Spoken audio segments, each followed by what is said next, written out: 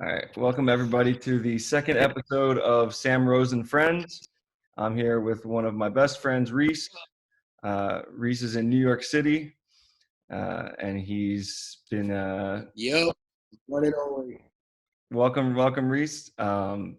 Reese is here. We got a lot of stuff to talk about. One of the things that is kind of newsworthy is Reese's grandfather just passed away with coronavirus complications, and his grandfather is a famous jazz musician and educator. We'll get into that. Also, we'll talk about kind of what it's been like being in New York City while all this is going on. And then what we were just talking about is kind of our hair is starting to get long, and we could both use a haircut. How you feeling, Reese? What's up, brother? How you doing, man? Good. Just woke up from a big nap that I just had earlier. Well, that's good. How long has it been since your last haircut? 3 weeks. Yeah, man, 3 weeks, and I'm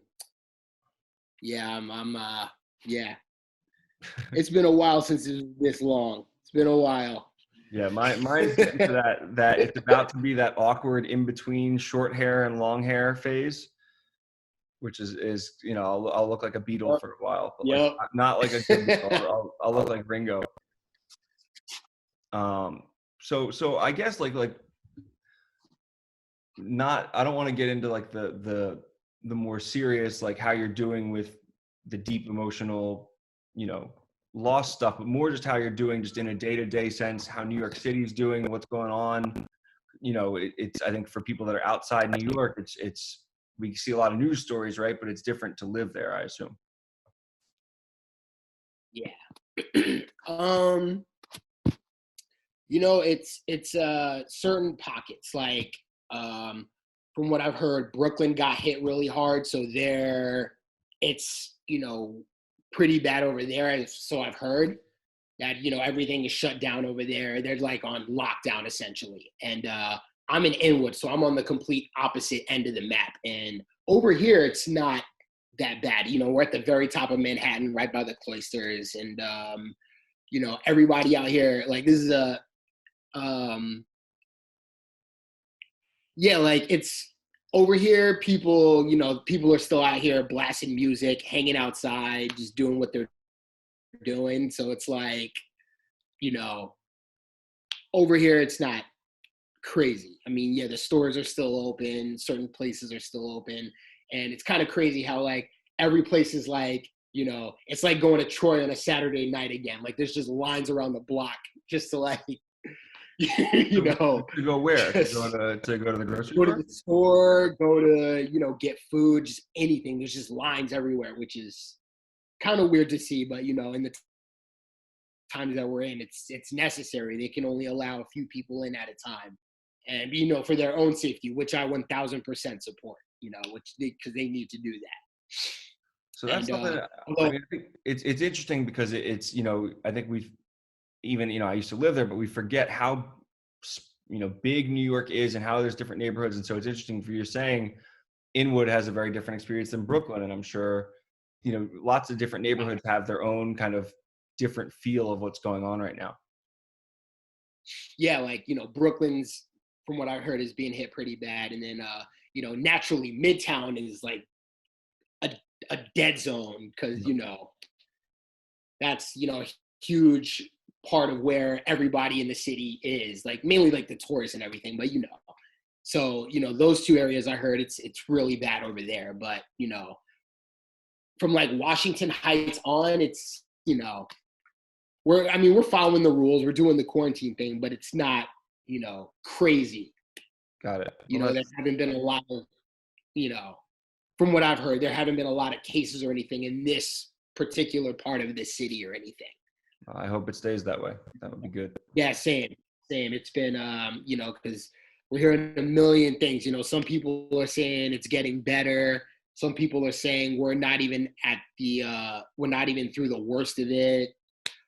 Some people are saying we'll be back to normal by next month. Some people are saying June. Some people are saying October. It's kind of all over the place. Yeah. Well, I imagine with New York, you've got such a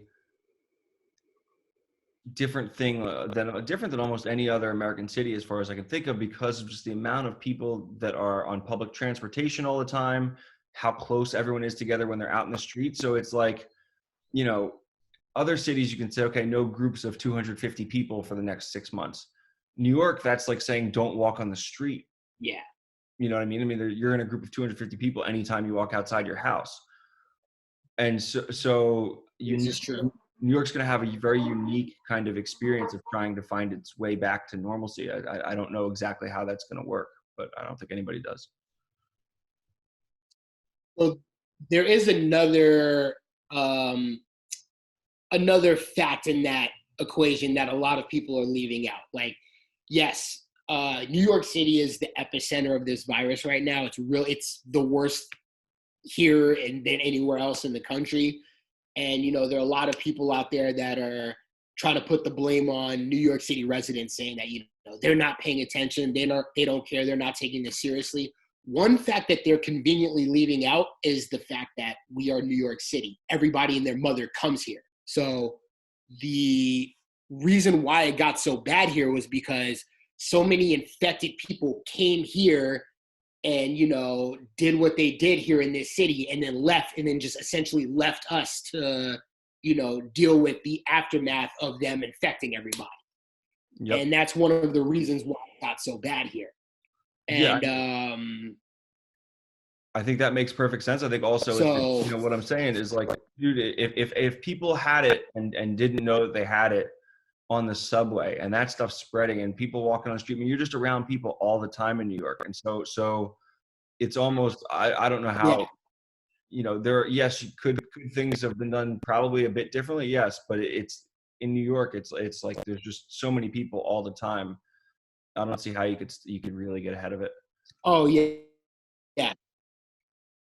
Yeah, I remember when news of this first started happening in China, and a couple of colleagues of mine at work were saying, you know, it is only a matter of time before it hits here, because, you know, a lot of those folks in China, they're going to come here because it's New York, it's going to happen, and, you know, it's going to spread like wildfire because there are so many, like you said, there's so many people who live here.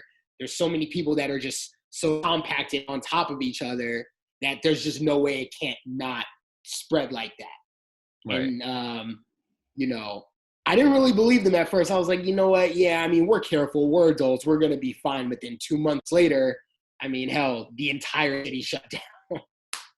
And they're like, stay home, do nothing. And it's just like, wow, okay, there it is.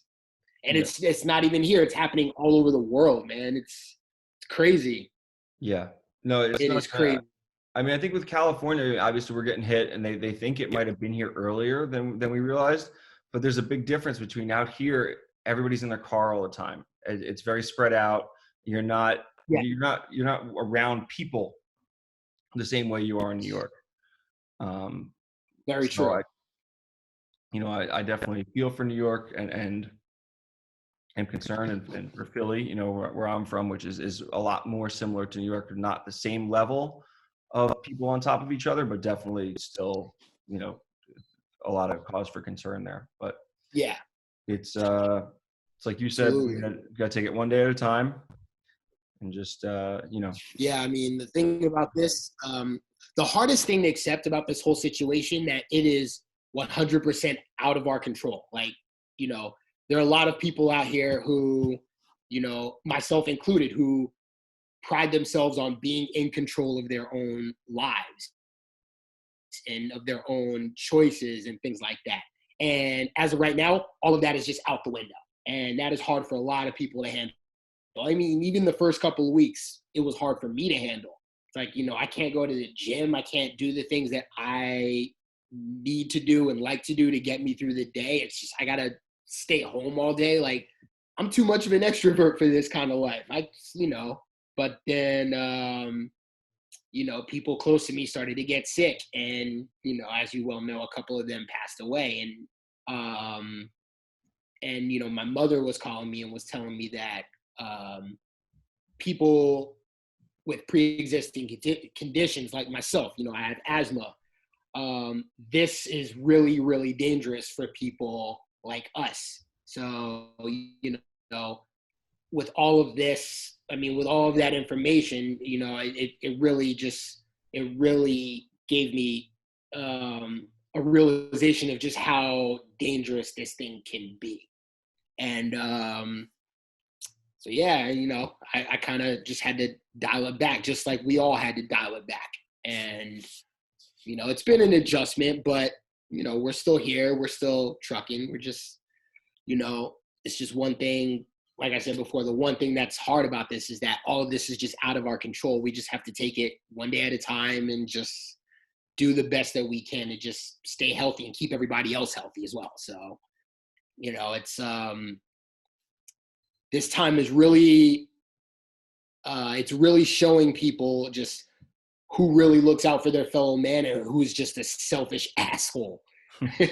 It's really showing that a lot, you know. And you know, it's an interesting time to say the least. But you know, we're gonna get through it. It's gonna take a few months, but we'll get through it, and you know, we'll get to some semblance of normalcy sometime soon. And when that does, oh my God, life is gonna be insane. I mean, in a good way. I mean, people are gonna be celebrating in ways that you know, we didn't even anticipate. So that'll be cool to see. I hope so. Yeah. I mean, it's going to be very interesting because I don't think it'll just be like this, just click, everybody's back to like hanging out, you know? I mean, it's going to be a gradual, long thing.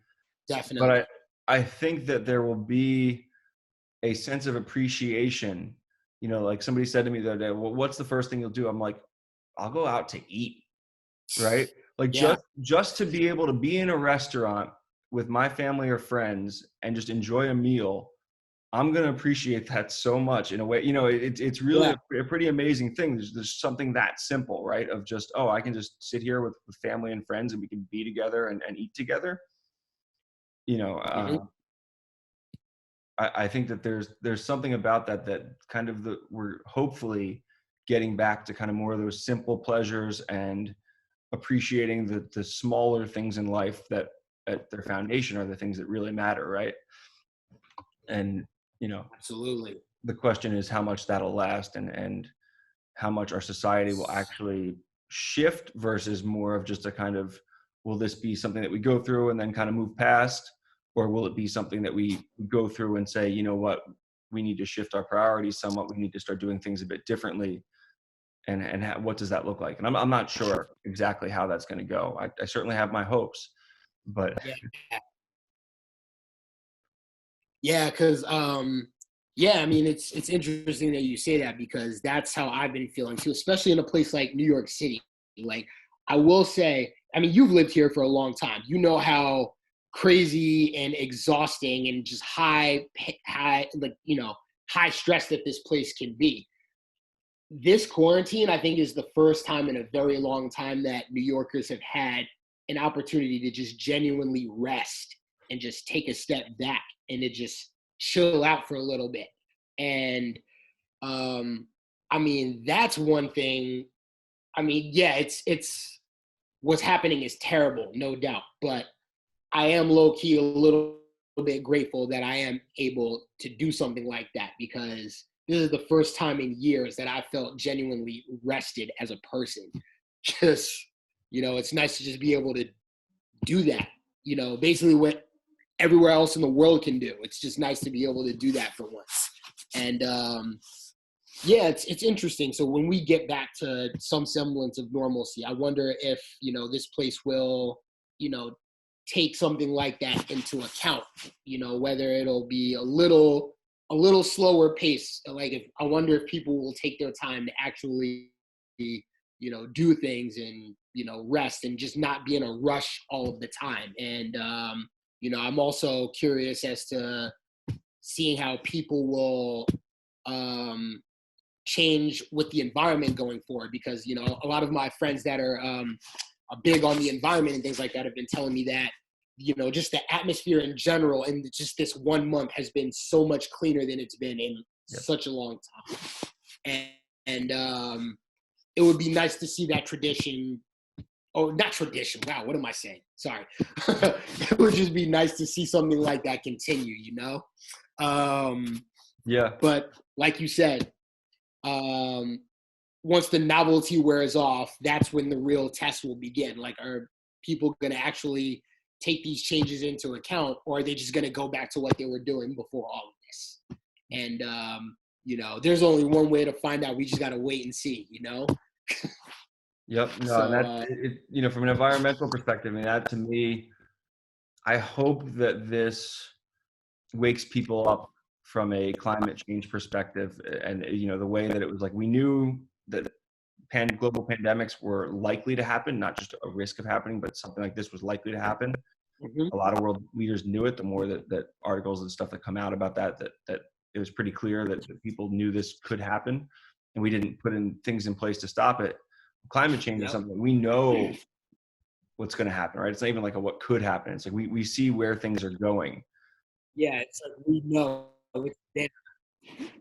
it's like, there's certain people that love to deny the science of it, and they just like launch entire campaigns to try and disprove what's already been proven, which, that's another conversation for another time. But but yeah, you're right. It's here's to hoping that people see, the improvements that have been made and that can be made going forward.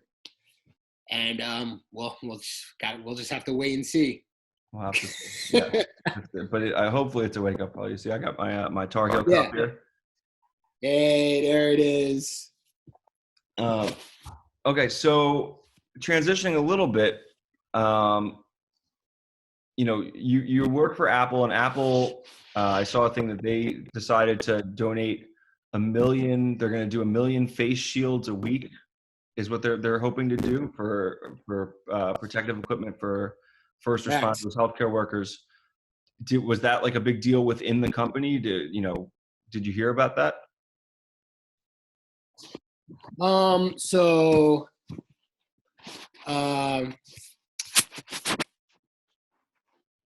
thing about that is, I kind of am required to play things a little close to the chest. Got it. Fair enough. Okay. No, that's fine. I didn't know what was public discussion or whatnot. Anyway, I saw that. I thought it was very cool, and I'm glad that they're doing it. Yes, that particular thing I can talk about, and that's true, and it's great actually. This company has been such a pioneer in this situation, because as we all know, this is unprecedented territory for us. And, we were the first companies to close the stores and ensure everybody's safety. And then when we did that, other companies that were insisting on staying open and just essentially putting their employees at risk were kind of having second guesses. We're like, okay, well, if Apple did this, maybe we should do this as well. And, also the tradition with, making sure that employees are taken care of during this time, because there's also a lot of companies that are not doing that, and they're just leaving people out here to fend for themselves, which is, it's entirely uncool. But, there's some companies that have no choice in the matter, and then there are those that do, that are just like, you know what, thanks for everything, good luck. And, it's fortunate to be able to be a part of something that isn't doing that to people. And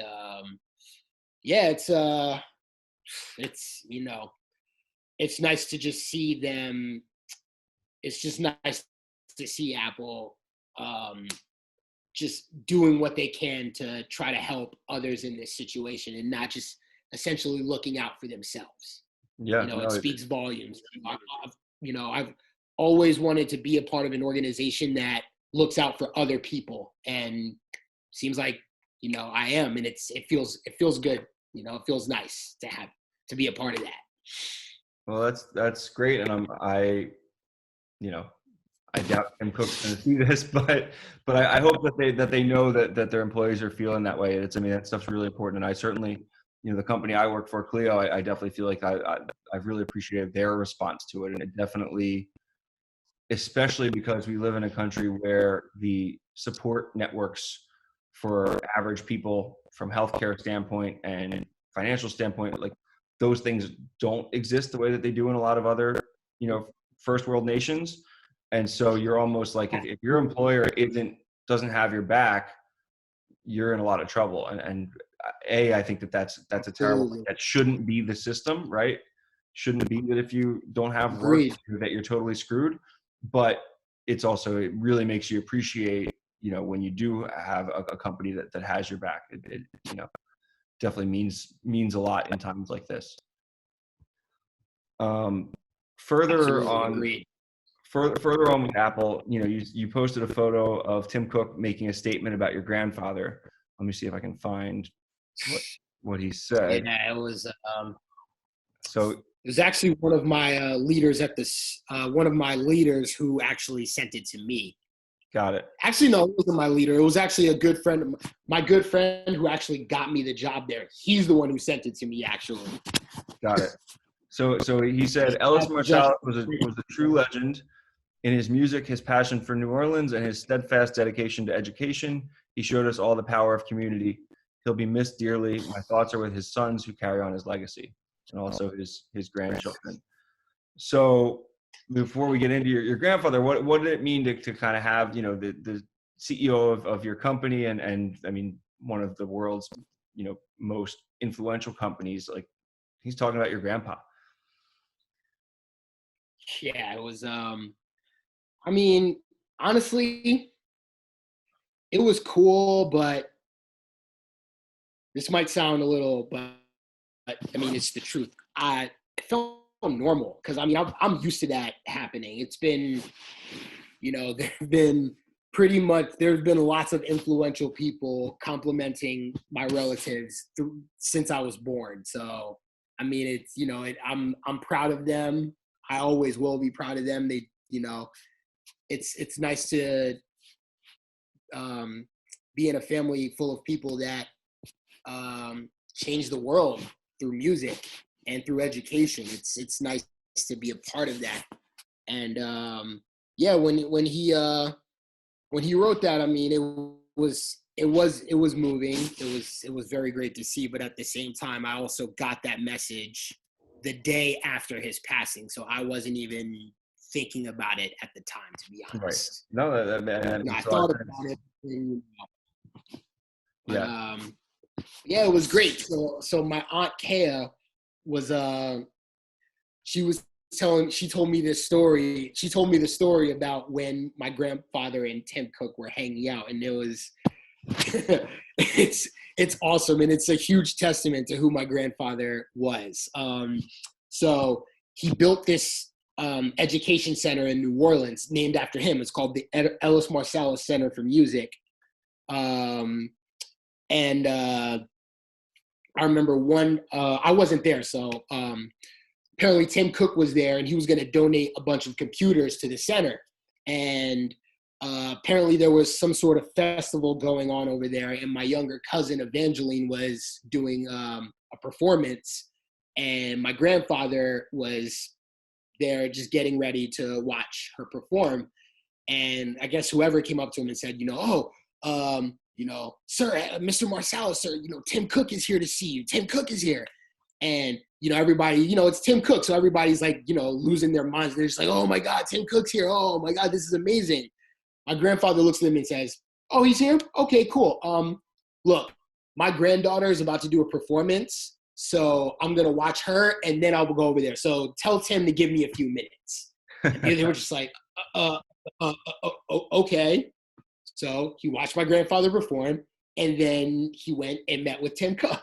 And it's just kind of amazing how, like, in a society full of people that will lose their minds around Tim Cook, he made them wait because he was like, my granddaughter's doing a performance. That takes precedence over any of this other stuff. And that's the kind of dude he was. He loved being a grandparent. I was the firstborn grandchild. So, he's been to a lot of my recitals.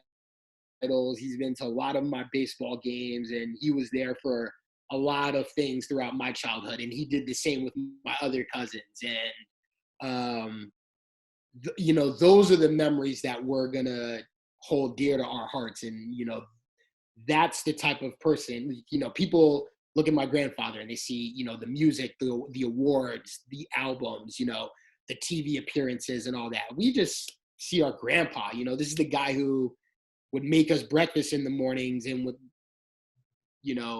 take us all around New Orleans and just, show us the culture and the, and the food and just everything about it. And this is the guy that came to our recitals and, the guy that, just showed us how to play the piano and, just the guy that was just, so happy to be a part of our lives and vice versa. And it was just, it was cool. It was cool. And, we're really going to miss that guy. And, this damn virus, man, it really sucks that, because we were under the impression that this dude was going to die of natural causes. I mean, he's been through so much, and, he was doing his thing, man. He was 85 at the time. He was living his life, and he's still performing and still, just out there, just being active. And, then this virus hit, and, had, a different, I guess it had a different plan. And, it sucked. But one thing that, I will say about this is, he died, he was the patriarch of our family, and we've had a lot of support, which has been nice. But the fact of the matter is, Sam, our family is not the only family going through this. There are so many other families that have been losing loved ones because of this damn virus.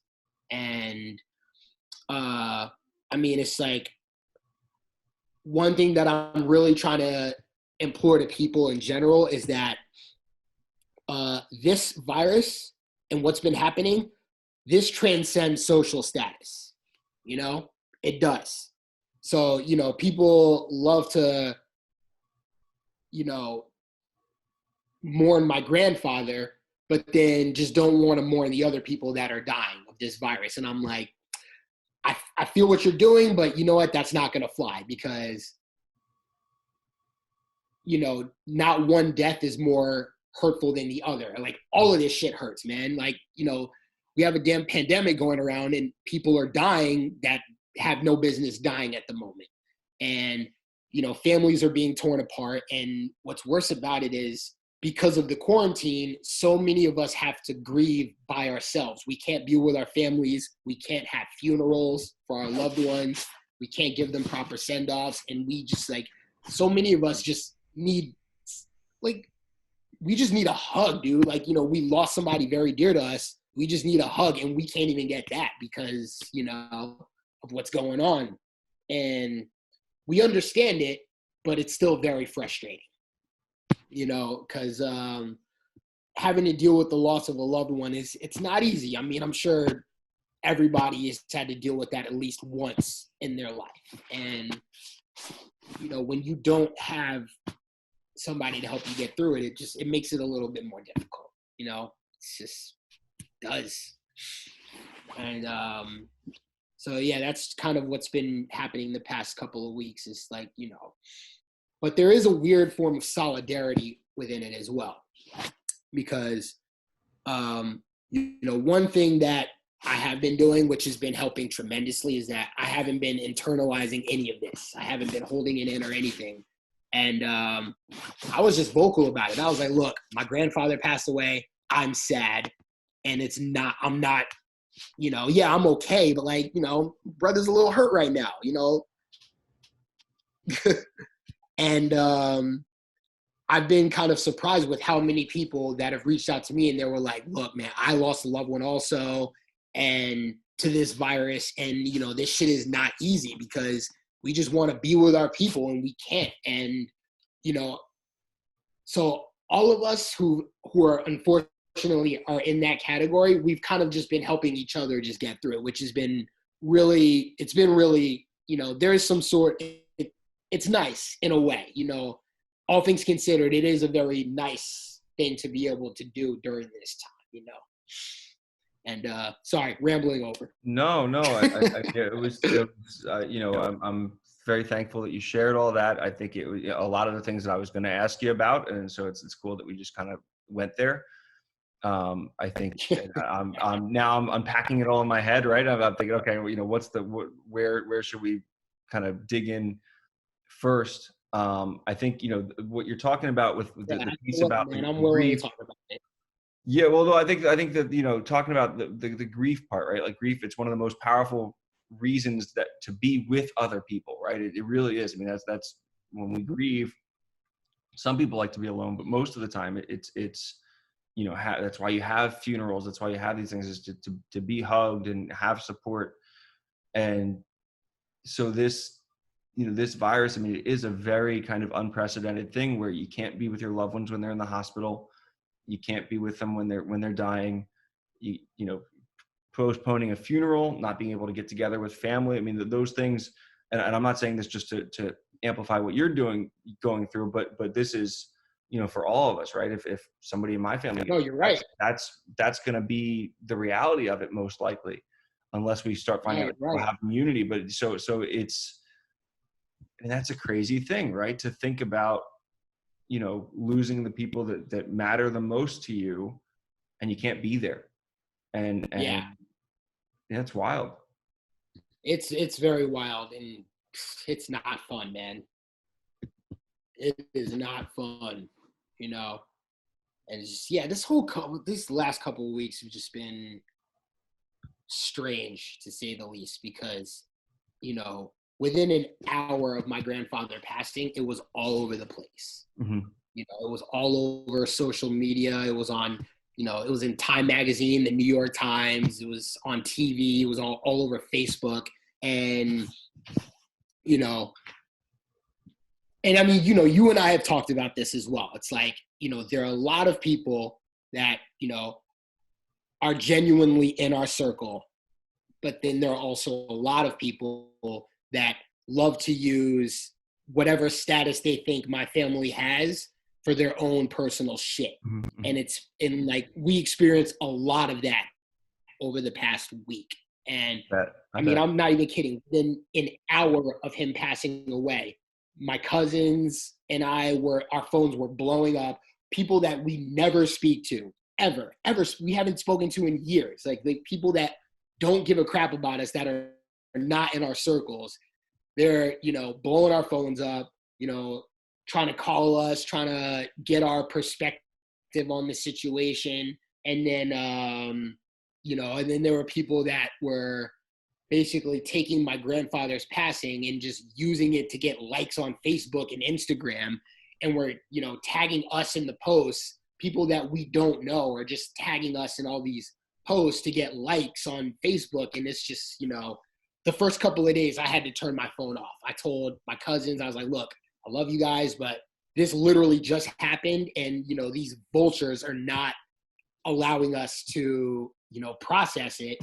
I was like, look, I have to go off the grid for a couple of days because I need time. And so many of us had to do the same things. They were like, yeah, you know what? Let's just take a couple of days, shut our phones off, deal with it, and then just link back up and then just work through it. And that's what we had to do, because it was just, it was a lot, because, most people, when they lose a loved one, they can grieve in peace. Mm-hmm. We were not allowed that luxury at all.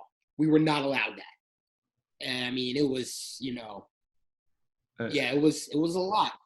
And it's hard, I think, because it's in one thing, it's a testament to your grandfather and to your family, everything that they have accomplished and who they were as people, that so many people wanted to celebrate them and get involved with it. But I also hear very much what you're saying, that it has to be painful, right? That you're not given, there's no time, there's no, none. Moments to process. It's like this happened, and this is something that, like you said, is for most people a very private, personal, intimate thing. And here, this is all taking place on the world stage, and you've got people just coming in, you know, from left and right. I definitely hear that.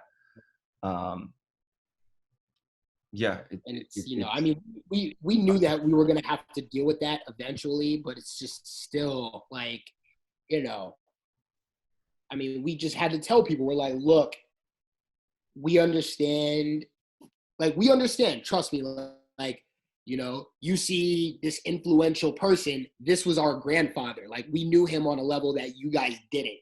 You know, if you guys are hurt, just imagine how hurt we are. Yep. We understand, but we seriously just need y'all to give us a couple of days. Just back up, give us a couple of days, and then we can get through this. But it's like, we're finding out the same time that you're finding out. And all of this hoopla it's not helping. Y'all need to back up. And I actually had to tell a few people that, and, you know, it seemed like the message was received and that they understood, but it's like, I didn't even care about sugarcoating it or hurting anybody's feelings, because, you know, I'm like, look, you know, I was the firstborn grandchild. Like, I was very close with my grandfather, as, you know, all of my cousins were. Like, we were all very close with him. But it's just like, but yeah, it's like, we didn't need a bunch of people in our faces at that moment. We needed time. And, and you know, it's fair to ask for space, you know? Yeah. And then we took the time that we needed to take and just dealt with it. And now, you know, we're just kind of just in that phase right now where, you know, we're just trying to move forward. And, you know, when the world gets back to normal, of course, celebrations are going to be had for my grandfather. Yep. It's not a matter of if, it's just a matter of when, you Correct. Know, so, you know, so we're just basically just waiting until we're able to give him a proper send off, you know, but yeah, it's been an interesting couple of weeks, man. I bet. Just to say the least. I do want to get back to kind of, it's cool that you brought it up, but the kind of this idea of not thinking about him or talking about him in terms of his legacy as a musician and your family as musicians. You know, people can read articles about that stuff. I do want to hear about him as a grandfather and as a family man, and kind of, you know, such a legacy. From what I gathered, 6 or 7 kids and 15 grandkids. Is that correct? 6 kids, 6 boys. So my dad's the oldest. Dang, how many grandkids are there? So my dad, there's 4. My Uncle Winton, there's 4. So that's 8. Uncle Ellis is 3. It's 11. Uncle Delph is 1. It's 12. Yeah, 15 grandkids. Yeah, 15 of us. And so, you know, just talk about, right, because we talk about people's accomplishments and stuff, right, and things, and there's accomplishments as a musician, but I mean, a family of you know, of that size where you've got 15 grandkids. Yeah. Talk about that as an accomplishment and kind of what your family's like and how it, because I've, you know, from knowing you all these years, gotten to see kind of the workings of it a bit, right? But I mean, I think it's one of those moments to kind of show what your grandfather built in a very different sense. Yeah. Wow, where to start? So, well, you know,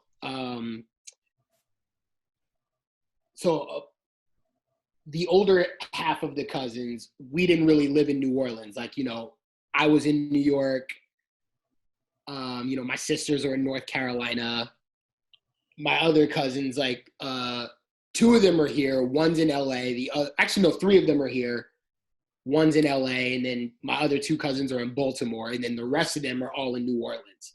So, you know, it was pretty spread out for the most part. So, I mean, we only really got to see him on holidays and during the summertime because, you know, we had school and everything. But every holiday, we would go out to New Orleans and just stay at Grandma and Grandpa's house, and man, it was awesome. You know, we'd get up in the morning, he'd cook us breakfast, and we'd hang out and watch football, or and then, you know, when that was done, we would go out and hit the town. I mean, he would take us to all the restaurants, and, you know, he's my grandfather, he's Ellis Marsalis. I mean, he's the GOAT of that town. So it was just like 5-star treatment everywhere we went. But it's not even just that. It's just the culture of New Orleans in general. Everybody's just nice to everybody, which is like the antithesis of New York. You know, it's just so, it was just so cool to be in that kind of environment where, you know, everybody is just, has such a, like, you know, what's that term for love of life in French? Joie de vivre, I think. Is that, did I say that? Yep. Yeah. So it's as far as I know, I mean, I'm an not entire city. Yeah. It's like an entire city of people just like that. It's just nothing like it. And we would just go hang out with Grandpa and just do everything there. Going to, you know, he would also take us to jazz clubs and watch him perform, and we would be there till like 12, 1, 2 o'clock in the morning as kids. But, you know, it's New Orleans. It's fine. So just my cousins and I just all just hanging out at Grandma and Grandpa's house, just, you know, just being grandkids.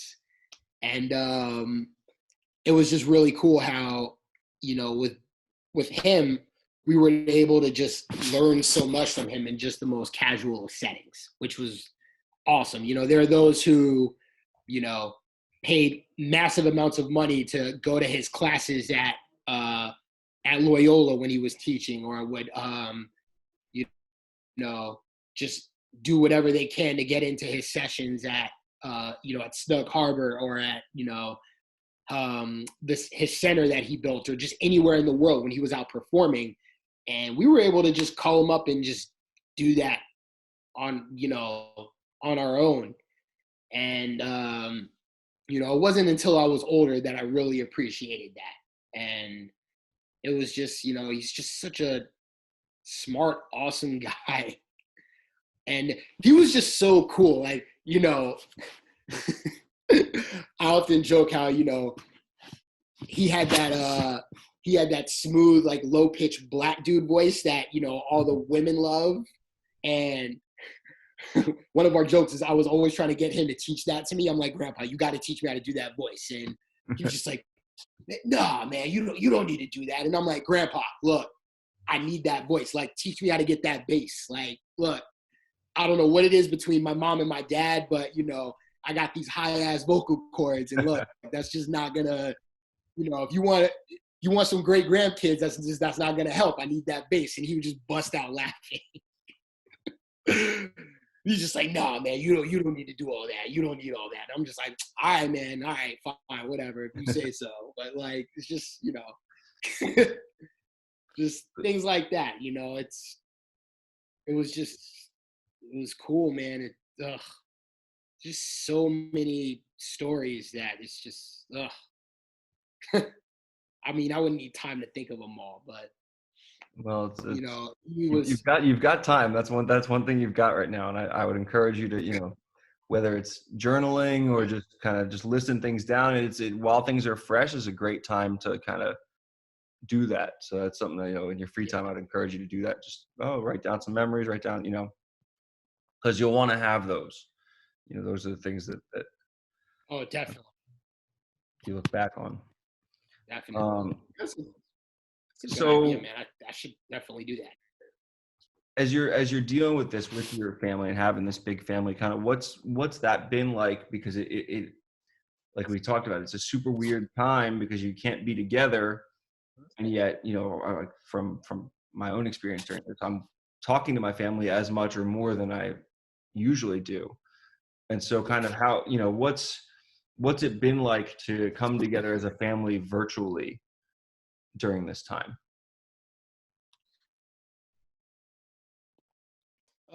It's weird because, you know, well, for me personally, it's a little weird because, as you well know, I'm a bit of an extrovert. So I kind of pride myself on, you know, organic interactions, Mm-hmm. you know? So, so yeah, it's been a little different, but I mean, it's better than no communication at all. And it's like, this is a time when we really need to be in contact with each other and just be there for each other. So it's been lots of Zoom calls, lots of FaceTime. Yep.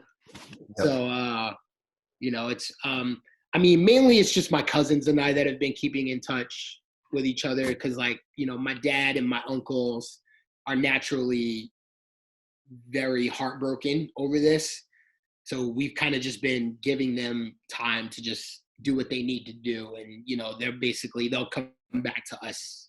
You know, they'll reach out to us when they're ready. So it's mainly just been my cousins and I that have been just in constant contact with each other because, you know, there's some of us who are just, you know, it's kind of, I mean, not every, you know, some of us are really devastated by it. Others are just kind of just taking it as what it is. But it's, you know, it's just weird. You know, for a lot of us, this was our last grandparent. And, you know, that was just, yeah, it's, you know, we don't have our grandparents anymore. So it's just a very weird time. And that also just kind of adds another layer to it all. It's like, you know, yeah, we lost our grandpa to something terrible, but not only that, it's like this was our last grandparent. It's like that generation is just now gone. Mm-hmm. And, you know, I think that's one of the things that's hitting my dad and my uncles as well, is that, you know, they're now the top generation that, you know, the people before them aren't here anymore. So now it's like a whole new layer for them as well. Yeah, man, it's, you know, it's out, man. It's a wild situation when a patriarch passes on, man, because it's just, you know, the whole generational aspect of it as well.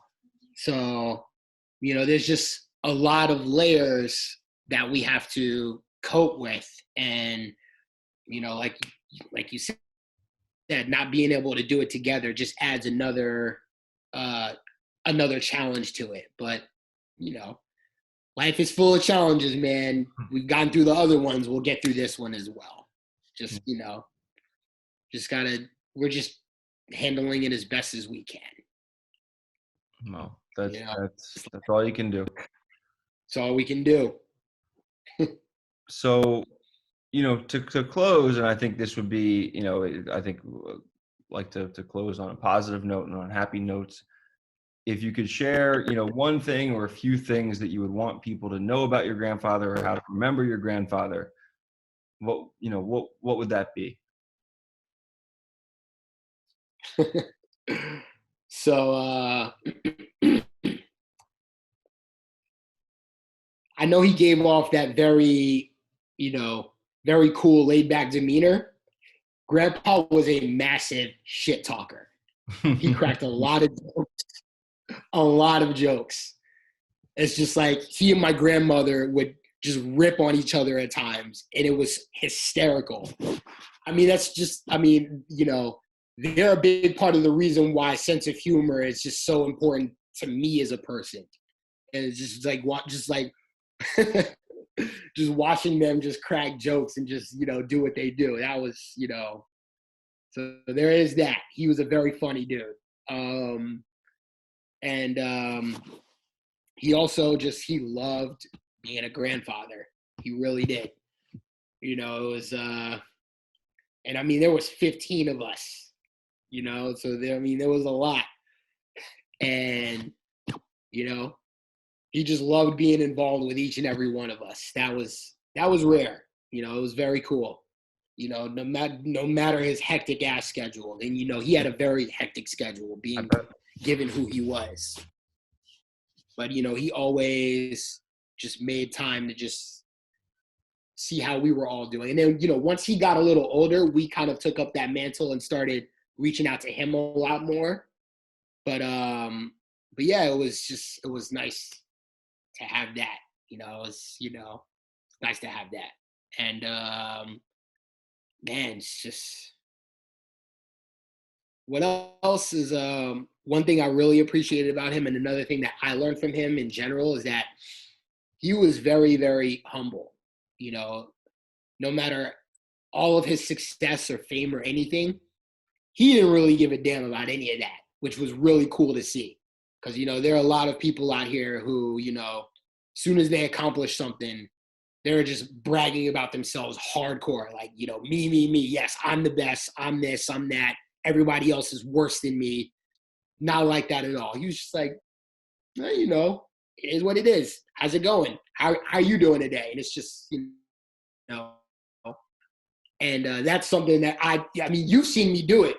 That's something that I like to carry within myself. Like, you know, whenever people want to bring them up or talk about that, and I'm just like, yeah, you know, it is what it is. Anyway, you know, what's up with you guys? How are you doing? They're just, you know, and a lot of people throughout my life are like, you know, how is it that you're just so humble? Like, you have so much to brag about and you just don't. And I'm like, fortunately, I had good teachers, you know?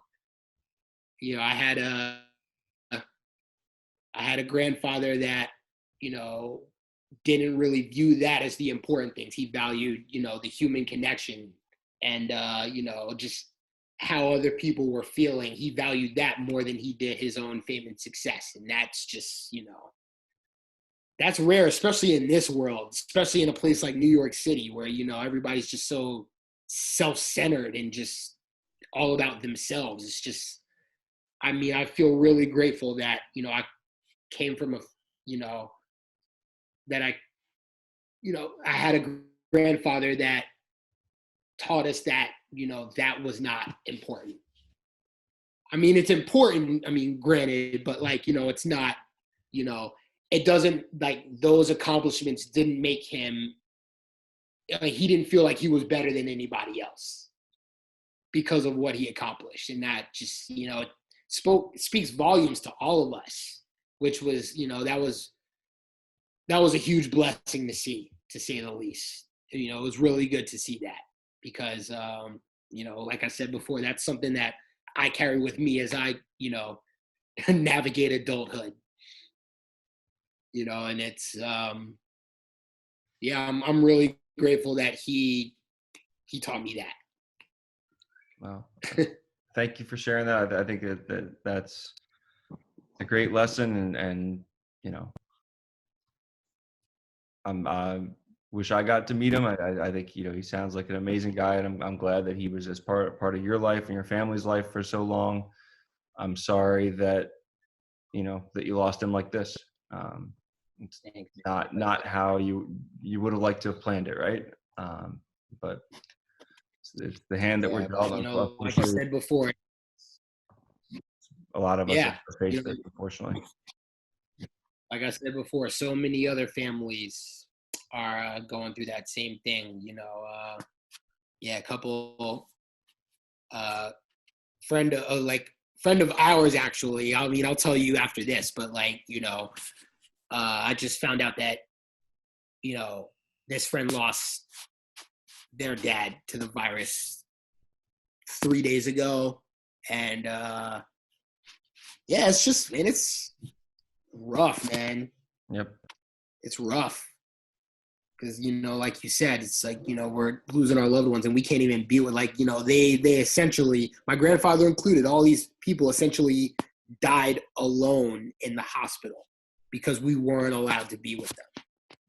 And, you know, because of the virus and everything, you know, all of their bodies had to be cremated and stuff like that. Like, we can't even give them a burial, really, because, so, yeah, man, it's just sucks, but we just got to do the best we can in this situation. And that's, you know, fortunately, that's what a lot of us have been doing.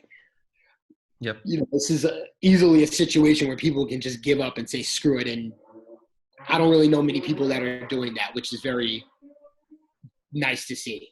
That's true. You know? No, and people are coming together and supporting each other. I think that's it's a reminder that, you know, more people want to come together in this world than not. Absolutely, man. Cool. Well, Reese, you know, thank you for sharing this with us. I know it's not easy stuff to talk about, but it's I value it, and it's because a lot of people are going through it. I think it's really important to talk about. So I agree. I get it. You know, actually, you know, believe it or not, man, talking about it actually helps me get through it because, you know, as you well know, I had a reputation of internalizing things and not talking about it. And, in my efforts to grow and be a better man, I had to really learn to not, hide how I'm feeling and just talk about things. And, as society would like to say otherwise. They love to say how, men who talk about their feelings are, very, it's emasculating and it's beta and all this other bullshit. But, it's healthy to do that. So I appreciate, you asking me these questions, and it feels good to be able to actually be honest and talk about these things because, it helps me heal. It helps me deal with situations helps me deal with situations a lot healthier. And, hopefully this can help somebody else. I hope so. Yeah. And I think hopefully our definitions of what it means to be a man are changing, and masculinity and dealing with emotions that shouldn't be something that we see as not manly, so to speak. I think it is changing. But I think from a bigger picture, I think that you going into these things and stuff, I assume that stuff your grandfather would be proud of, that you're learning and growing in those ways. So, I hope so, man. That'd be nice.